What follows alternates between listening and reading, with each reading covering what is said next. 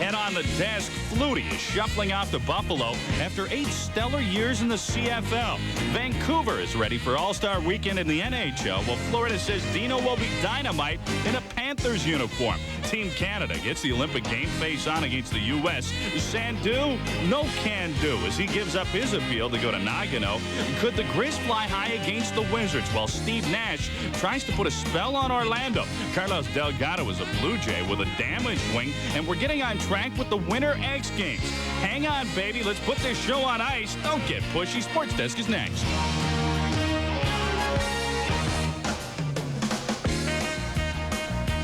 Hi, everybody, and welcome to the desk as the National Hockey League All-Star Weekend is upon us. We are glad you tuned in. I'm Darren DeTitian.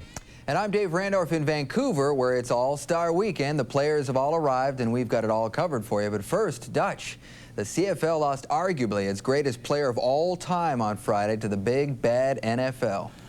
Doug Flutie is unequivocally the best the Canadian Football League has ever seen. His 6 league MVPs are a testament to that. But having achieved all that he possibly can in the CFL, Flutie is going to try and fulfill a dream, and that's to play and be successful in the National Football League.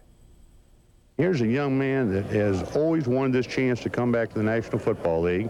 He's given up a lot, leaving the Canadian League, where he's really worshipped up there. I've talked to some Canadian people today, and they already miss him. Flutie is expected to be in Buffalo early next week to sign a 2-year deal that could earn him as much as $5 million U.S. He could not be reached for comment, but he did release this statement. I want to thank the Toronto Argonauts, Bob Nicholson, Don Matthews, and my teammates for a fabulous 2 years. I enjoyed playing in front of all the great fans in Toronto and thank them for their support. I look forward to the challenges in Buffalo and helping the team win in any way I can. There is no denying the loss of Doug Flutie hurts the Argonauts in the CFL. He was a genuine star, winning 3 Grey Cups and 6 most outstanding player honors in just 8 years in the league. Besides meaning a huge amount to the city and the team, he also meant a lot to the Canadian Football League, and that's going to be missed by him.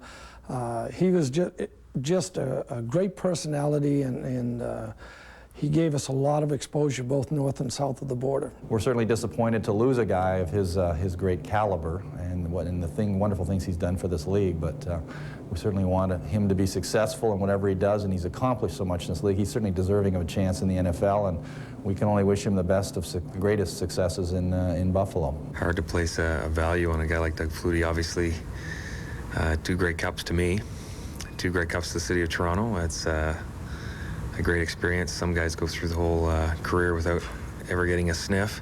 In his 2 full seasons with Toronto, Flutie finished with more than 11,000 yards passing and 76 touchdowns. He set single-season club records in yards, attempts, completions, and touchdown passes. But even with all of this on his resume, Buffalo hasn't given Flutie any assurances he will start. We've told Doug that when he comes to our place, it's going to be for competition factor. He's not the man. You know, that's not automatic on it. There's going to be other people, too. But if he can help upgrade us and make us get where we want to get, more power to him.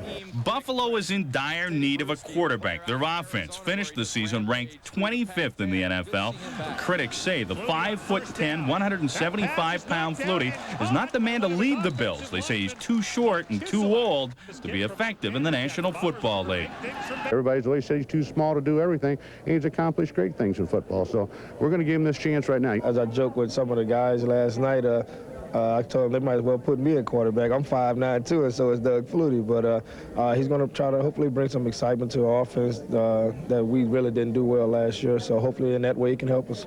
It's up to Doug to prove it to the scouts and the Buffalo player personnel people and the coaches there. In my heart, I believe he can easily make it down there. His success in the National Football League, I believe, will depend on the offensive system that they use. If they utilize his skills like we did here in Toronto, then he has a great chance to be a star in the National Football League. The loss of Flutie will hurt the CFL, but league executives are confident that the league will remain strong. The CFL will carry on, and that we've had stars in the past that have retired. We've had other stars that have gone to the NFL, like Warren Moon and Joe Theismann, and I think from the CFL standpoint, it allows new stars to emerge, and so I'm sure that will be true in Toronto, and and it just creates new opportunities for new players, and so I guess everybody wins out of that. Flutie's career accomplishments are quite remarkable considering his tenure in the league. In 8 short seasons, he threw 270 touchdown passes, over 40,000 passing yards, 3 Grey Cups, and perhaps the most telling statistic of all are his 6 MVP awards. But after stints with Chicago and New England, he's returning to the NFL. I still remember that unbelievable season he had in '91 in Vancouver as a BC Lion. Unbelievable stuff.